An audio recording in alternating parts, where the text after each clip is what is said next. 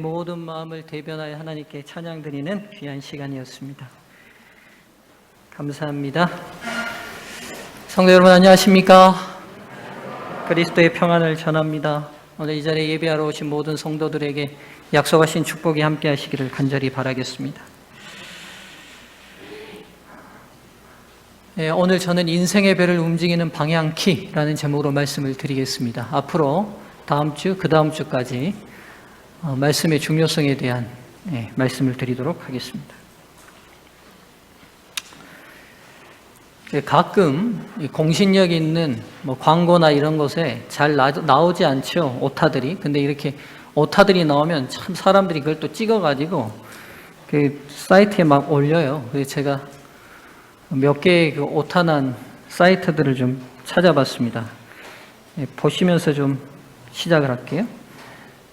이마트 한우를 소개하는데 마블링이 균일하게 분포되어 있어 육질이 더럽고 맛이 좋습니다. 이렇게 됐어요. 예. 아마 이게 제 생각에는 부자가 들어가야 맞는 것 같은데 부자가 하나 빠지니까 전하려는 메시지가 180도 달라져 버립니다. 고려 수치심 서비스. 예. 아마 이게 수지침인 것 같은데요. 전 받침 하나 들어갔다고 이렇게 말이 달라집니다. 중고 할부 구매 시 필요한 것 중에 인간 증명서가 2통 필요합니다. 이거 누구한테 받아러 가야 되는지 모르겠네요. 부인들한테 받아야 되는지 모르겠네요. 인간성 어떤지. 예. 이게 밑에가 미음자여야 되는데 니은자가 되니까 양념치킨 이렇게 되네요. 훈제 바베큐 족발인데 냄새가 전혀 없고 맛이 전혀 없답니다. 냄새가 전혀 이게 전혀 없고가 그냥 복사돼 버린 것 같아요. 그 다음 악곤입니다. 배기가스가 차내로 유입된다고 생각되면 항문을 다 연 상태로 주행하고 이렇게. 예. 차내 배기가스가 들어오시면 여러분 항문을 다 여셔. 이게 치읓자가 히읗자로 바뀌는 순간 이렇게 됩니다. 여러분, 이 인간의 감정을 들었다 놨다 하는 게 이게 언어가 가진 굉장한 힘이죠. 근데 단순히 사람의 감정만을 움직이는 게 아니에요. 지금 제가 여러분 몇 오타를 보여줬다면 여러분 지금 막 다 웃으셨어요. 이것만이 아니라 전달하려는 메시지 내용까지도 완전히 180도 틀어져 버립니다. 이게 지금 웃고 넘어갈 문제지만 이게 굉장히 중요한 자리나 굉장히 중요한 문제에서 이 단어 하나나 문장 하나의 문제가 생길 때는 서로의 인생에서 굉장한 문제를 만들어냅니다. 자, 여러분, 행복하고 성공하는 인생, 살고 싶지 않은 인생은 아무도 없습니다. 우리 모두 다 인간으로 태어난 순간 행복하고 성공하는 삶으로 살도록 하나님께서 계획해 놓으셨고 누리도록 해 놓으셨어요. 그러나 실상 인생이 다 다치고 났을 때는 내 인생 정말 행복했다, 내 인생 정말 성공한 삶이었다라고 말할 수 있는 사람들이 많지 않은 것 또한 현실입니다. 복음은 우리를 진정으로 행복하게 합니다. 이렇게 확신이 약하셔가지고 복음을 어떻게 믿으세요? 복음은 우리를 진정으로 행복하게 합니다. 복음은 진정으로 우리를 성공시킵니다. 저는 확신합니다. 제가 증인이고 우리의 집안이 증인입니다. 그리고 이 자리에 앉아 계시는 여러분들이 다 증인입니다. 우리의 운명을 행복하고 불행하게 하느냐는 어떻게 시작되는가? 사무엘 스마이스라는 학자가 남긴 굉장히 중요한 멘트가 있어요. 엘렌 화이트 여사께서도 이 문구를 그대로 인용하셔서 우리 재림 성도들이 아주 익숙하게 알고 있는 말씀입니다. 생각이 뭘 만들죠? 행동을 만듭니다. 그리고 그 행동이 뭘 만듭니까? 습관을 형성시켜요. 그리고 그 습관이 그 사람의 품성과 인격을 만들어냅니다. 그리고 그 인격이 끝내는 운명을 결정지어요. 그러니까 삶이 진정으로 행복하고 싶고 진정으로 성공하고 싶다는 삶의 결론적 운명으로 가려면 어디서부터 시작해야 된다는 거죠? 사람의 사고와 생각에서부터 시작돼야 된다는 겁니다. 아주 탁월한 탁견입니다. 진리예요. 그래서 우리가 생각을 늘 바로 해야 하는 것이 아주 중요합니다. 그런데 여러분, 생각을 하려면요, 생각할 거리가 필요해요. 제가 뭐 생각 재료라고도 말을 했는데, 이게 무슨 말이냐면, 생각은 그냥 생각할 수 있는 게 아닙니다, 여러분. 생각이 시작되는 시작점이 있어요. 여러분 가만 생각해 보세요. 아이들이 태어날 때 부모들이 이 아이들이 언어를 아무것도 모를 때 말을 시켜요. 어떻게 시키냐? 이 애가에게 맛있는 사과를 잘라서 주면서 입에 넣으면서 엄마가 뭐라고 얘기해요?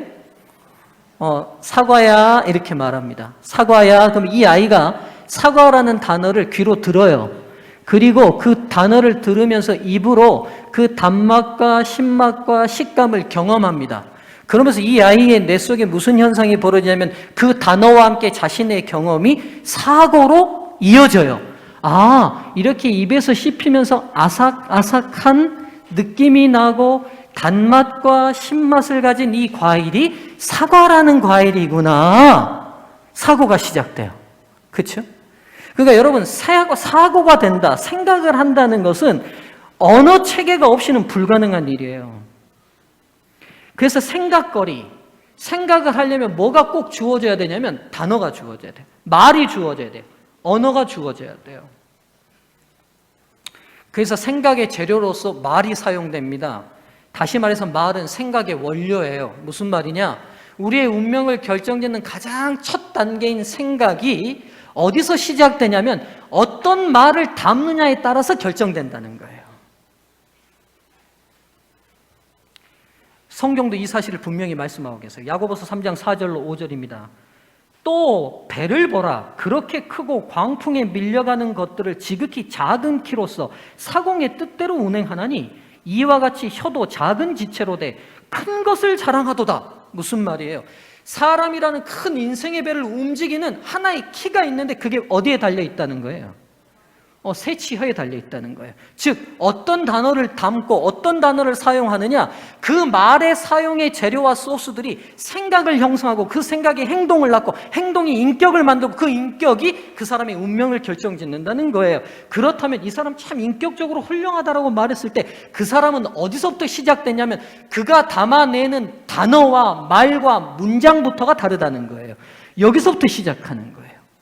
오늘 여러분과 제가 끊임없이 말씀을 들어야 되는 이유가 뭐예요? 2층. 왜 말씀 들으려고 이렇게 다 나와 있어요? 왜 예배의 가장 중요한 핵심이 선포되는 말씀 시간이어야 돼요? 왜죠? 우리의 운명의 시작점이 우리의 삶의 그릇에 어떤 말을 담느냐에 달려있기 때문이에요. 제가 왜 목사가 됐는지 어제 지난 안식일에 어느 집사님이 물어봐요. 목사님, 언제 목사님이 되기로 결심하셨어요? 제가 언제 목사가 되기로 결심했을까요? 예? 내 꿈이 언제 목사로 결정됐을까요?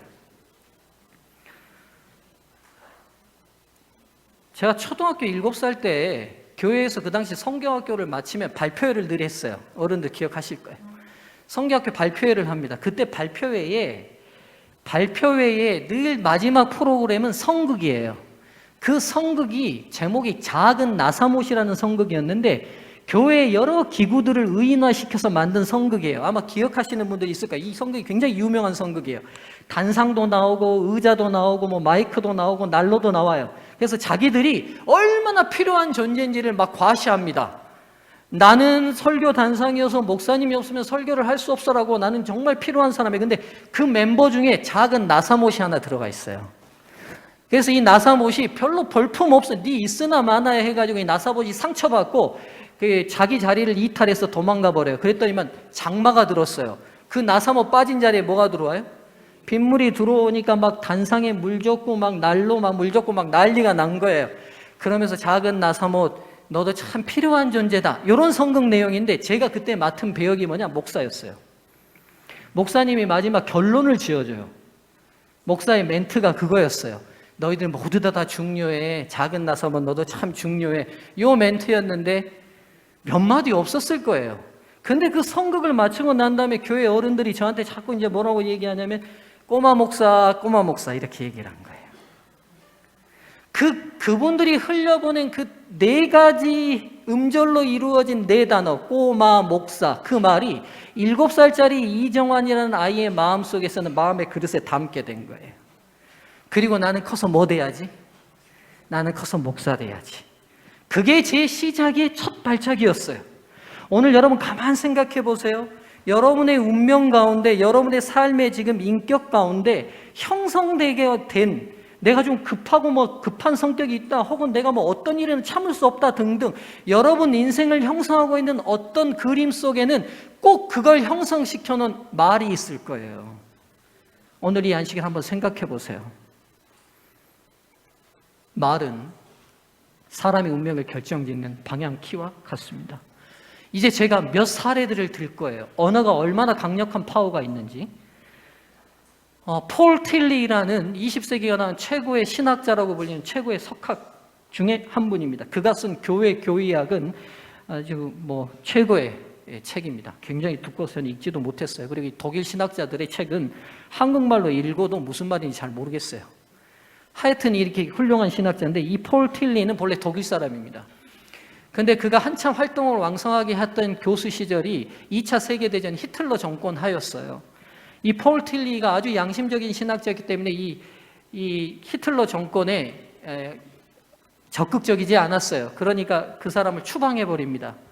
그래서 폴 틸리가 고국을 떠나서 추방당했는데, 그가 워낙 대단한 신학자이기 때문에 각 나라에서 로브콜을 해서 그가 미국으로 가게 돼서 미국의 유니온 신학교라는 곳에서 강의를 하게 됐어요.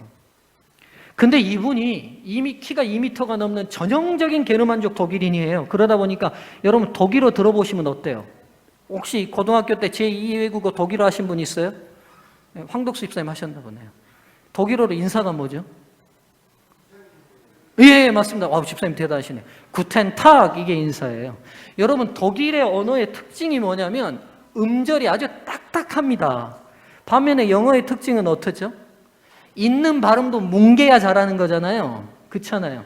그러다 보니까 이 전형적인 게르만족 독일 교수인 폴 틸리가 영어로 이제 수업을 해야 되는데, 강의실에 들어오면 이 딱딱한 독일식 발음으로 영어를 구사하다 보니까 애들이 말이 떨어질 때마다 까르르르 웃는 거예요. 이 대학생들이. 그 음절이 아주 이상해서. 지금 생각해보면 그러겠죠. 서울대학에서 강의하는데 전형적인 장흥 촌사람이 올라가가지고 오늘은 몇 페이지냐부터 시작해가지고 네. 이렇게 발음하면 막 웃기겠잖아요. 근데 문제는 이게 이렇게 신학 강의라는 게 중요한 부분이 있고 진지해야 될 영역이 있는데, 그런 진지한 영역을 설명하고 있는데 뭐예요? 웃어버리는 거예요. 그러니까 이 폴 틸리 교수가 이것도 한두 번이지, 한두 번 웃고 지나가는 게 아니라 애들이 계속 그렇게 대학생들이 반응을 하니까 나라도 떠나서 추방당하 있죠. 자기 신세도 한탄하는데 아이들의 그 웃음소리가 자기를 비웃는 것처럼 들려서 낙심과 좌절이 되기 시작합니다. 그래서 어느 순간부터는 이제 강의실을 들어가는 게 소가 도축장 끌려가는 것 같은 느낌으로 들어가는 거예요. 오늘도 얼마나 많이 웃을까? 자존감이 바닥으로 떨어진 어느 날 간신히 땀 삐질삐질 떼고 그날도 강의를 마치고 터덜 걸어와서 이제 내가 더 이상 강의를 할 수 없다, 그만둬야겠다라고 깊이 고민하는 어느 날 그가 자기 교수실로 들어가는데, 그 교수실 앞에 조그마한 용지가 하나 걸려 있어요. 그래서 그 용지를 꺼내서 딱 가봤더니만 이름도 없는 한 여학생이 폴리 교수님에게 보낸 편지, 짧은 편지가 기록되어 있었어요. 내용은 이거예요. 사랑하는 틸리 선생님, 우리 모두는 선생님을 사랑합니다. 우리 모두는 선생님을 존경합니다. 우리가 수업 시간에 가끔 웃는 것은 선생님의 강의 내용 때문이 아니라 다만 선생님의 발음이 낯설어서 웃는 것뿐입니다.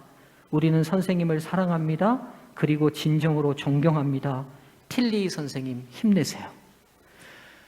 이 짧은 편지를 받고 이 폴, 키가 2m가 넘는 이 전형적인 딱딱한 독일 교수의 두 어깨가 들썩들썩 흔들리기 시작합니다. 너무 이 짧은 편지가 깊이 낙담되어 있는 그 영혼에게 깊은 위로가 됐어요. 그날 밤 그가 밤새 내내 이 편지를 끌어안고 울어요. 그러는 그날 밤 집필을 마무리하지 못했던 교회 교의학이라는 신학 서적을 완성시켜버려요. 그리고 그날 그 후에 어느 설교에서 폴 틸리 교수는 그날의 경험을 이렇게 고백합니다. 나는 그날 그 카드를 받고 울었습니다. 깊이 위로받은 감사의 눈물이었습니다. 이름을 밝히지 않은 한 학생의 인정과 그 한 학생의 관심이 몹시 침체되어 있던 내 영혼에 놀라운 용기를 주었습니다. 분출하는 생명력을 회복시켜 주었습니다. 너무 고맙고 너무 고마워서 울었습니다. 사랑하는 성도님들이시여, 이 몇 줄 안 되는 말 한마디가 자칫 잘못했으면 잃어버릴 뻔했던 이 보배 같은 교수를 다시 세우는 힘이 됐습니다. 언어와 말은 이토록 강력한 파워가 있어요. 문제는 이런 언어를 쓸 수 있는 사람도 있고 도리어 죽이는 사람도 있다는 거죠. 방송실 제가 영상을 틀 거예요. 음향을 올려주세요. 제가 지금 영상을 하나 볼 겁니다. 이 영상은요,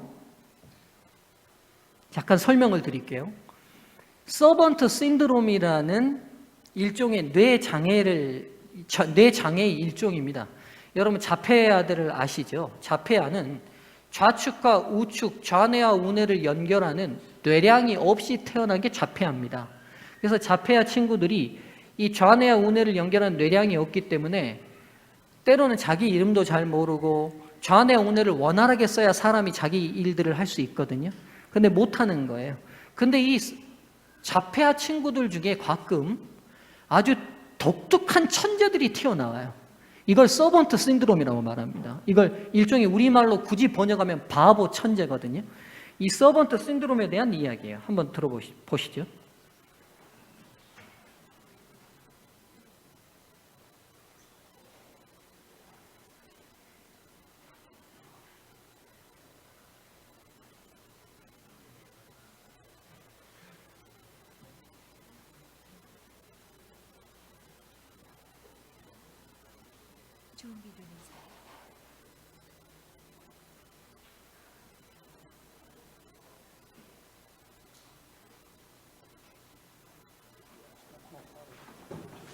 서번트 신드롬, 일명 바보 천재라고 불리는 이들의 작품입니다.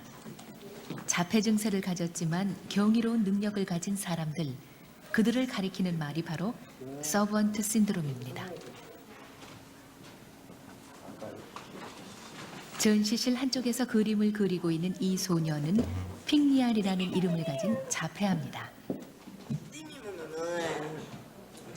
핑리안의 작품은 이번 전시회에서 가장 큰 주목을 받고 있습니다. 또 한 명의 서번트 신드롬이 탄생했다는 게 전문가들의 진단입니다. It's just very amazing. Like I would say, it's like 이 a 아이 God gift 엄마입니다. also, miracle.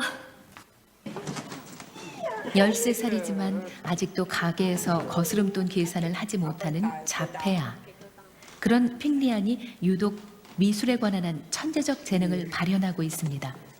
그의 이런 능력을 어떻게 해석해야 할까요? The majority, probably about 3/4 of the savants, would be below an IQ of 70.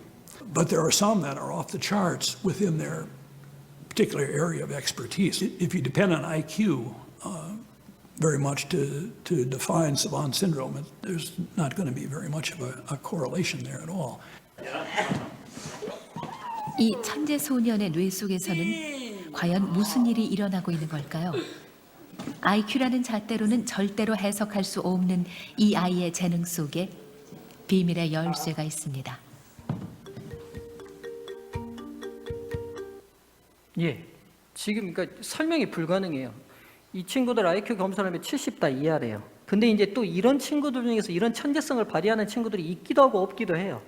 도대체 그러면 이 친구가 이렇게 천재성, 이렇게 뇌량이 없는데 어떻게 이런 천재성이 발휘되느냐, 그 중요한 이유가 있어요. 제가 그거 보여드리려고 그러는 거예요. 그 중요한 이유가 이 다음 영상입니다. 보시죠.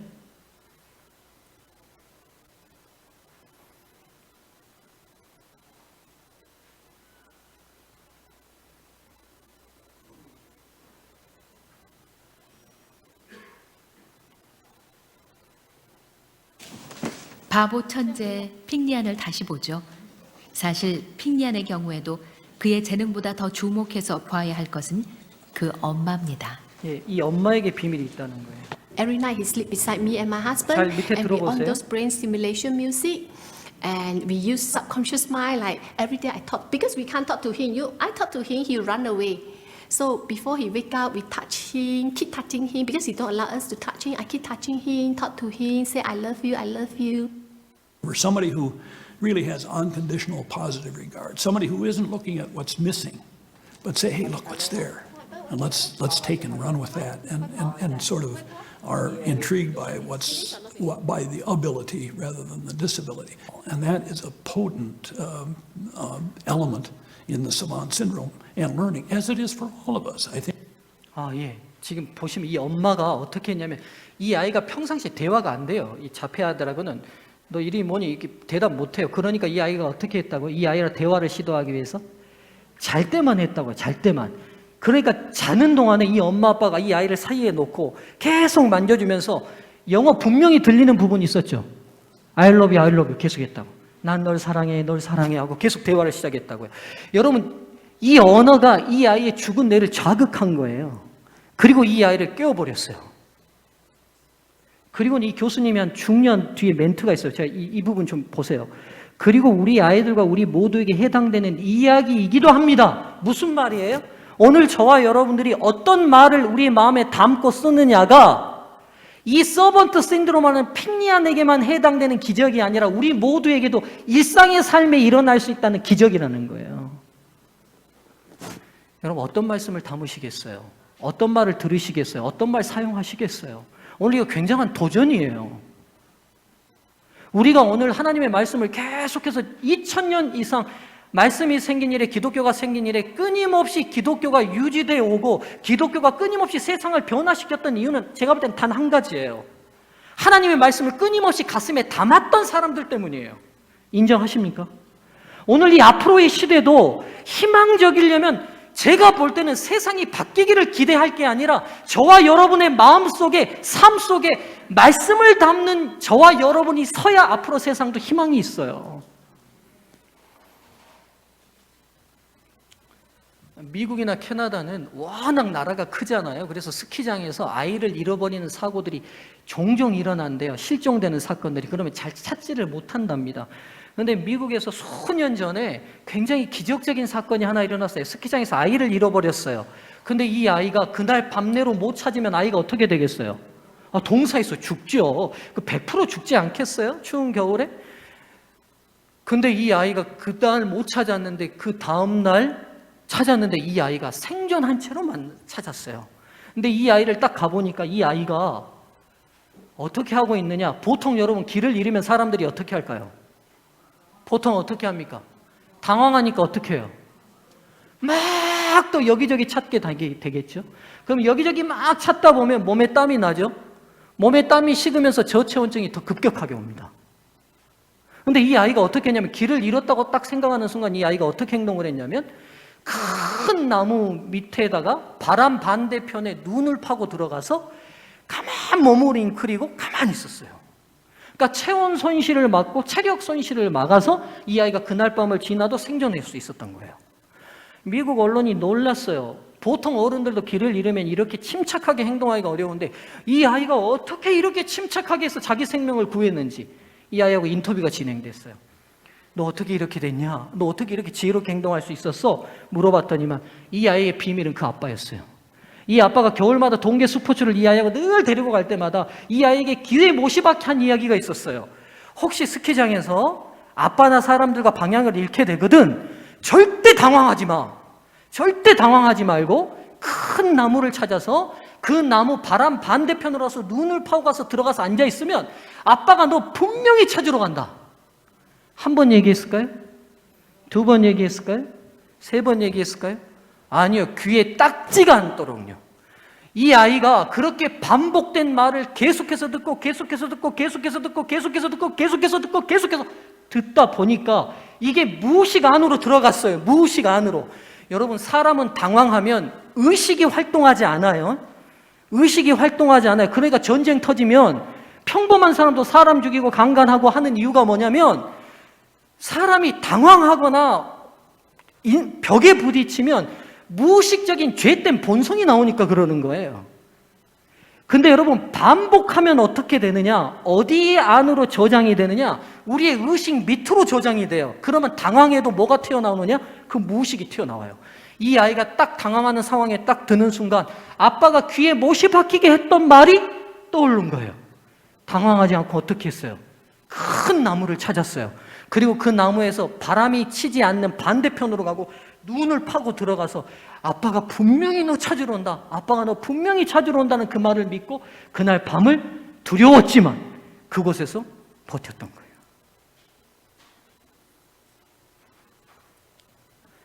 인생을 바꾸기 위해서는 생각의 원료를 바꿔야 합니다. 다시 말씀드립니다. 삶을 바꾸고 싶으시거든. 인생의 원료를 바꾸십시오. 여러분의 가문의 역사를 다시 쓰고 싶거든. 여러분의 생각의 원료를 바꾸세요. 무슨 말이냐?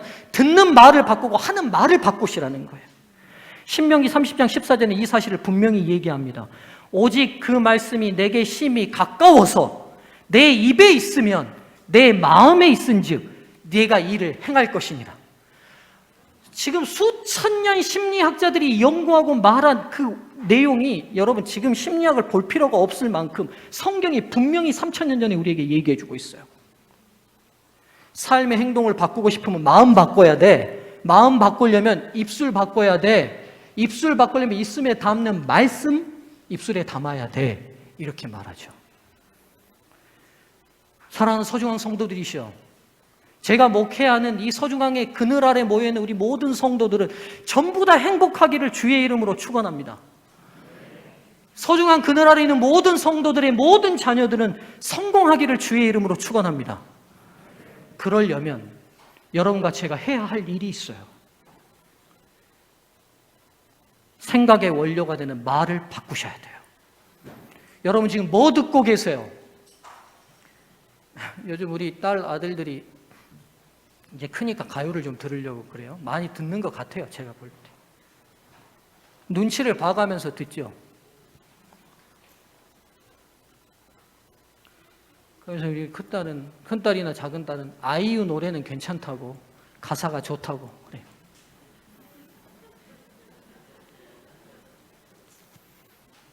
제가 들어보니까 괜찮아요. 가사가 좋아요. 건전해요. 함희순 집사님, 사랑이 무엇냐고 물으신다면 대답 한번 해주세요. 네, 여기서 답을 딱 태우거든요. 눈물의 씨앗이라고 말하겠어요. 사랑이 무엇이냐고 물으신다면 오래 참고 온유하고 무례히 행치 않고 자기의 유익을 굳지 않고 진리와 함께 기뻐하는 거예요. 아시겠어요?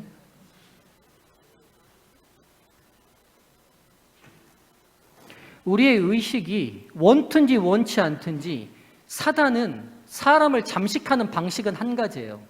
모든 들리는 언어 가운데 그의 사상을 집어넣어 놨어요. 특별히 음률에 실리면 더 강력해요.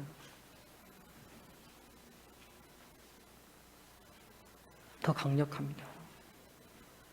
그래서 의도적으로 우리의 귓전에 하나님의 음성이 들리도록 의도적으로 틀어놓고 듣고 의도적으로 노력하지 않으면 우리의 사고는 행복과 성공과는 멀어지게 돼 있어요, 여러분.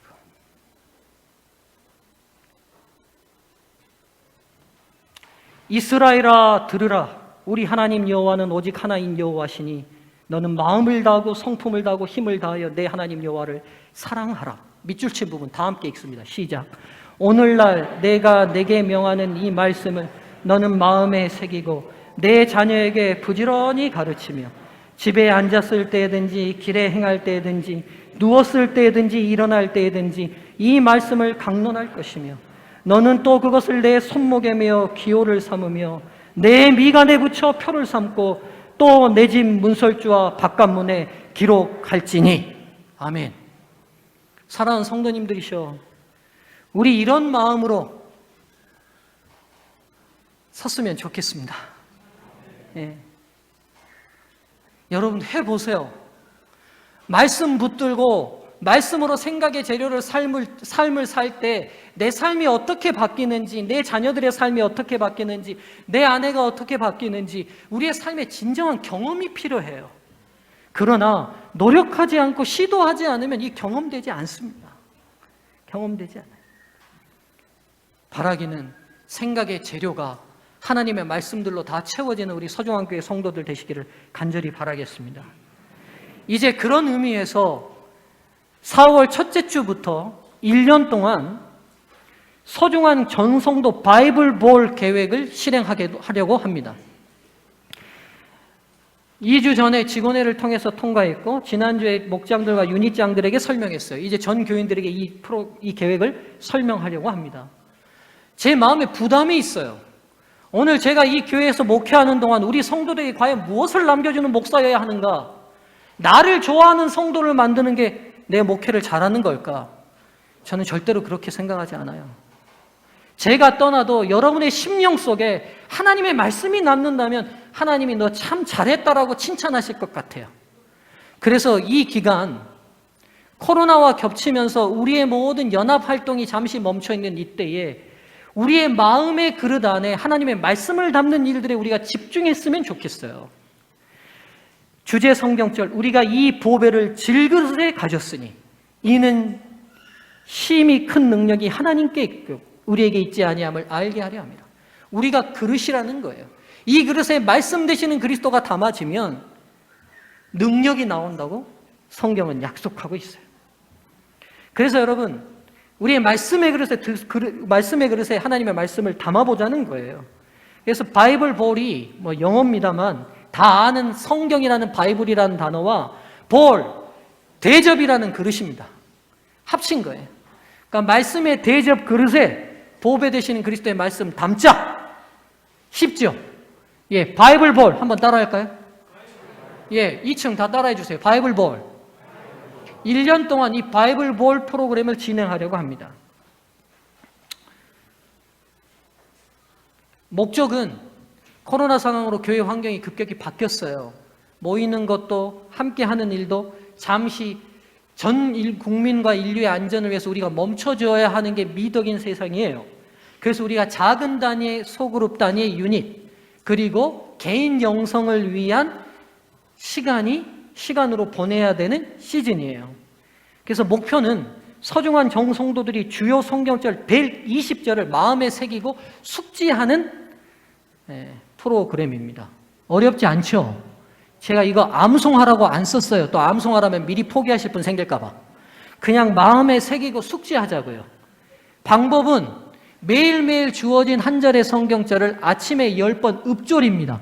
성경에서 묵상이라는 단어가 많이 나오는데 묵상이라는 단어는 읍조리라는 단어의 의미도 내포되어 있어요. 그러니까 아침에 일어나면 그 성경절을 10번 읽는 거예요. 태초에 하나님이 천지를 창조하시니라. 태초에 하나님이 천지를 창조하시니라. 태초에 하나님이 천지를 창조하시니라. 이렇게. 그리고 밤에 잠자기 전에 다시 10번을 읽는 겁니다. 여러분 쉽죠? 다 하실 수 있겠잖아요. 이걸 언제까지 하느냐? 4월 3일 안식일부터 시작해서 3월 31일까지 1년간 진행합니다. 이걸 위해서 여러분 지금 이게 이미 도안이 됐어요. 우리 문태석 집사님 통해 가지고 도안을 다 마쳤고요. 이게 이제 1번 성경절입니다. 이 1번 성경절을 어떻게 만들 거냐면 이렇게 칼럼드 테이블 달력처럼 만들 거예요. 그럼 여러분이 화장실에 놓으셔도 되고 식당에 테이블에 놓으셔도 되고 여러분 책상에 놓으셔도 되고 많이 만들려고 그래요. 2-3개씩 가져가셔도 될 만큼 만들려고 합니다. 여러분 일하시는 책상에 놓으셔도 돼요. 생각나는 대로 그날의 성경절을 읊조리시면 돼요. 읊조리시면. 그래서 말씀 중에 우리가 가장 긴밀한 120절의 말씀을 마음에 담아보자는 거예요. 담아보세요. 해보시면 효과는 여러분들이 경험하시게 될 거예요. 여러분 그동안 방해돼서 해결되지 않았던 죄의 문제도 이 말씀 담으면 해결될 수 있어요. 게을러서 못했던 것들도 말씀 담으면 해결될 수 있어요. 저는 말씀이 능력이 있다고 믿거든요. 여러분도 믿으시죠? 여러분 그렇게 한번 해보시자고요. 그리고 또 하나, 오늘 아까쯤에 제가 안교 시간에 광고 드렸던 것처럼 각 소그룹별로 이 120절을 영상으로 촬영할 겁니다.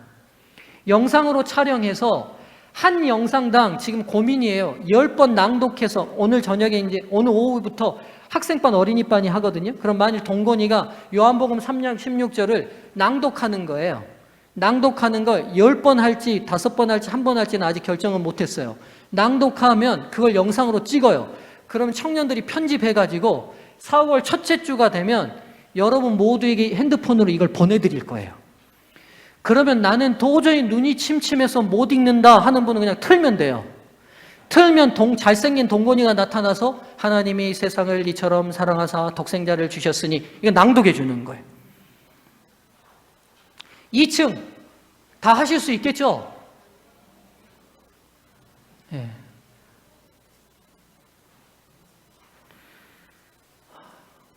여러분 제 요문은 한 가지입니다. 여러분이 하나님 말씀 사랑하면 제 본분은 다 끝날 것 같아요. 이 기간을 통해서 여러분 하나님 말씀을 사랑하는 일에 우리가 함께 좀 도전해 봤으면 좋겠어요.